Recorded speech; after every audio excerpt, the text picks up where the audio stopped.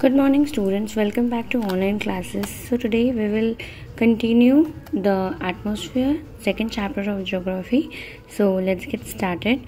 So in the last class we have completed till the role of the atmosphere in sustaining life on the earth.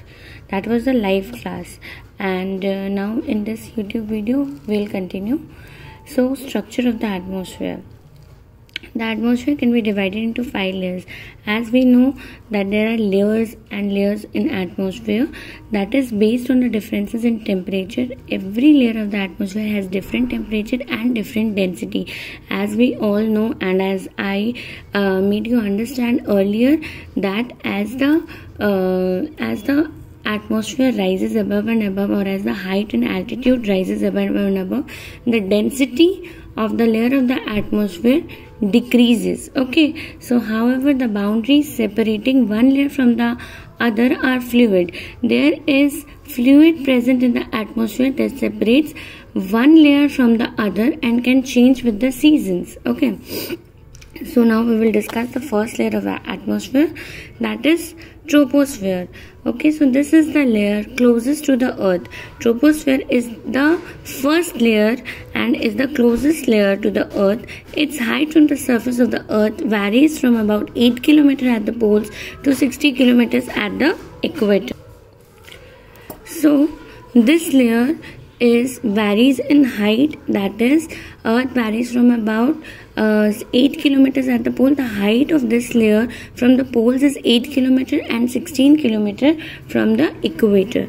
So this is the first point of troposphere. Now second point is, this is the densest layer of the atmosphere. As I told you earlier, that in less height the density is more in the layer of the atmosphere. So this is the first layer, means the height is less, the altitude is less, so the density of this layer is high.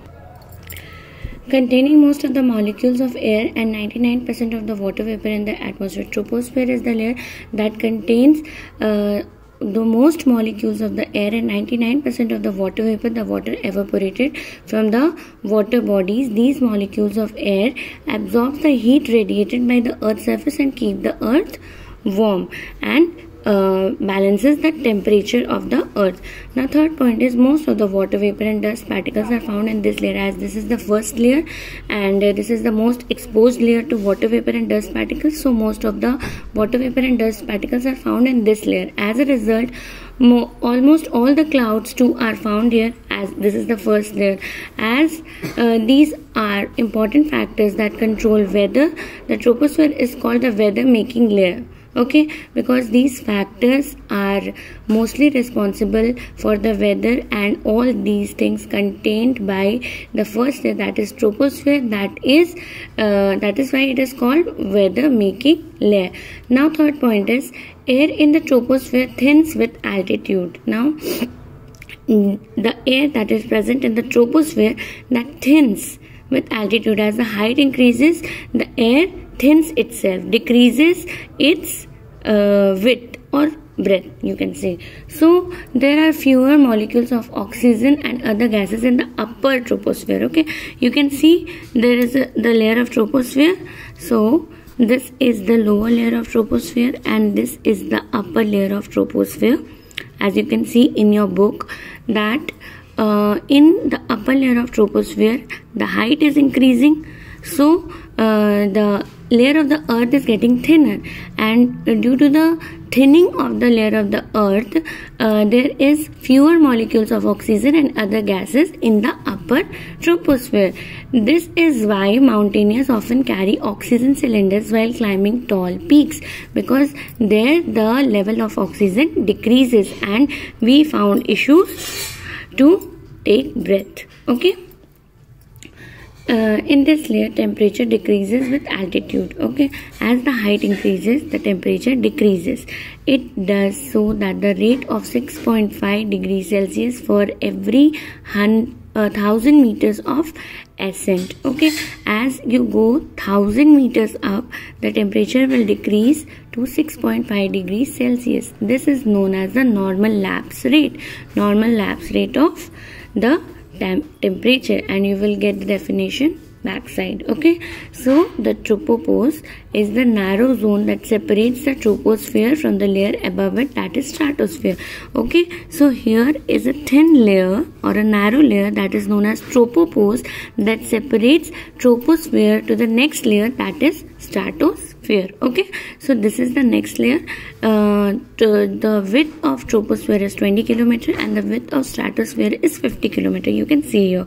Okay, so now we will discuss about stratosphere. So what is stratosphere? The stratosphere is a layer of very thin air. As the height increased, the layer got thinned. It extends from the tropopause to above 50 kilometers above the Earth's surface. As I told you earlier, its width is, or its height is 50 kilometer. Okay, so in this layer, the temperature increases with height as a result of the absorption of ultraviolet light by the ozone present here. The ozone layer that protects the Earth from UV rays and the cosmic rays is present in this layer, the stratosphere layer of the Earth. So due to the presence of ozone here, the temperature is decreases due to the ultraviolet light. Okay, so next point is change in weather condition is rare in this layer. In this layer, the change in the weather condition is rare because in this layer there is less presence of molecules of the air, water vapor, and all these particles is responsible for the changes of weather. So due to the less presence of these particles, there is less chances of changes in the weather condition. Therefore, larger aeroplanes travel mainly through the tropopause and the lower stratosphere, because here temperature changes less, weather changes less. So the flights, the aeroplanes feel it easier, make it easier to travel through this layer. So mostly they travel in tropopause, the thin layer that divides stratosphere and troposphere, and the lower layer of stratosphere. Okay, so the stratopause forms the upper boundary of this layer. The upper boundary that divides stratosphere from the next layer, that is mesosphere, is known as stratopause. Okay, now we will study about the ozone layer. So the ozone layer is the layer within the stratosphere. As I told you earlier that ozone layer is present within the stratosphere. वो stratosphere के अंदर ही रहता है with a high concentration of gas called ozone. And in ozone layer there is a high concentration and high presence of a gas that is named as ozone. Ozone makes up a very small portion of the atmosphere. This is a very small portion of the atmosphere, but it is very vital for life on Earth as it absorbs excess ultraviolet radiation from the sun. It is very important for the survival on Earth because this layer absorbs the ultraviolet rays and cosmic rays that is coming from the sun. Overexposure to ultraviolet radiation can damage our eyes and skin and even lead to cancer. Okay, so for the protection of our eyes and skin and for not leading to cancer, we must need ozone layer that will absorb excess ultraviolet radiation. Now over the last few decades, however, the ozone layer has been severely depleted. Okay, it is becoming lesser because of the pollution and because of the things that is not good for the atmosphere. This depletion is a result of the increased use of chlorofluorocarbons, that CFCs. CFCs are released in the atmosphere by air conditioners, refrigerators, aerosols, and aeroplanes. Okay, we humans are using an excessive amount the air conditioner, refrigerators, aerosols, and aeroplanes, which is releasing CFC, which is going harmful for the ozone layer. When the CFC molecules reach the stratosphere, ultraviolet rays break them down. Okay, ultraviolet rays that is present in the stratosphere that break them down, leading to the release of free chlorine atoms. These chlorine atoms in turn destroy the ozone molecules.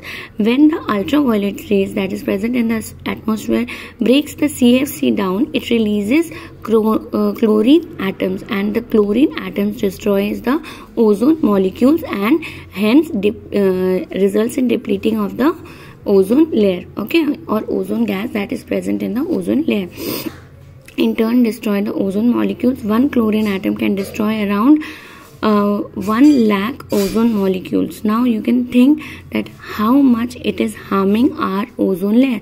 The use of CFC has now been curbed, but free chlorine atoms continue to linger in the atmosphere, that is damaging our atmosphere and the ozone that is present in the ozone layer. So till here today we'll continue the class and in the next class, and till here I have given all the explanation, and if you have any doubt you can clear it out personally by messaging me.